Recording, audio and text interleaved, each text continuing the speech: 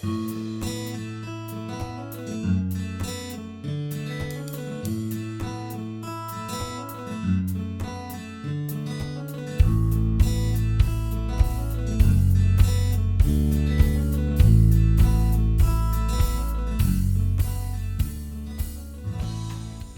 a garden here in Zone 8B during the middle of summer can be pretty tough. With temperatures in the mid to upper 90s and the humidity levels at the roof, it can be pretty challenging to grow most of your traditional garden crops in that type of environment. Now, there are a few crops that we'll talk about that do well throughout the summer heat, but for the most part, it can be pretty tough on a gardener in this region this time of year. This time of year, the pest and disease pressure is really high. The squash bugs, although we try to control them by spraying them with organic controls, they're just high in numbers right now this time of year, and the disease pressure due to the humidity and heat is just really high as well. So it's hard to fight both of those in conjunction with the high temperatures. Our cucumbers did really well this year. We planted about 5 different varieties, but those have about had it. You know, the mildew and just the humidity has about sucked the life out of those. Same thing with our squash, our zucchinis, they're about done as well. We do have a few patty pans planted that are just starting to produce. We stagger plant, succession plant our squash throughout the season. They won't do really well during this time, but it's just a way to keep squash on the table for us. As far as winter squash goes, our spaghetti squash here are about done. We're just waiting on the stems to harden on those, and then we'll go ahead and harvest those. We do have some acorn squash just starting to produce now. Like I said earlier, those won't do fabulous this time of year, but it's just a way to keep our production going year round. Our zipper cream peas are also finished. We had a large amount of pest pressure on those this year, as always. We were able to salvage about 15 quarts off of those 2 40-foot rows. And now we're just letting the chickens eat on those. That way we get some fertilizer inputs to the garden, and the chickens can eat on those peas and really condition that soil for us for when we go to plant some stuff there in the fall. Our determinate tomatoes are just about finished as well, our Belarosas. They did really well for us considering all the rainfall we've had. A lot of them blew up on us, but we were able to salvage a good many of those and put up some in jars to use throughout the year. Now, our indeterminate tomatoes, our yellow pear variety and the Roma variety that we have in the cages, did pretty well for us.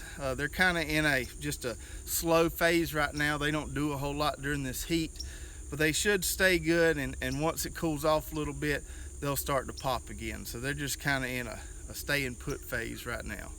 Our trucker's favorite field corn that we planted back in the spring on another video made really well for us.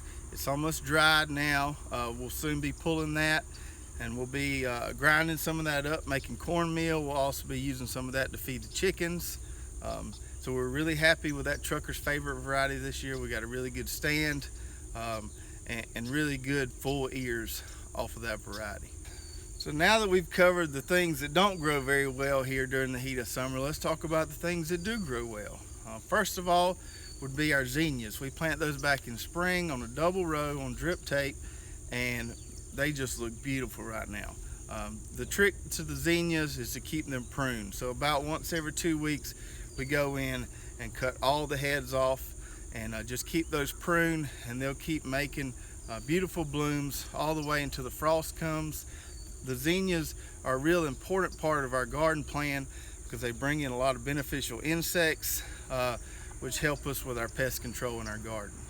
Another crop that does really well in the heat here are sweet potatoes. We planted those back in May, and the vines are full right now. We've got a great foliage canopy going that's keeping the weed pressure down.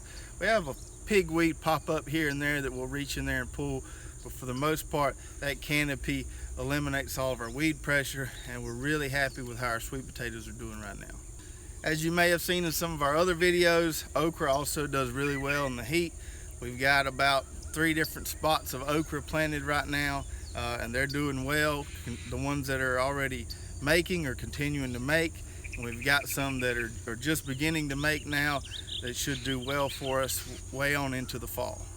And finally, the other two crops that do really well here in the heat are eggplant and peppers. We plant those at the same time we plant our tomatoes.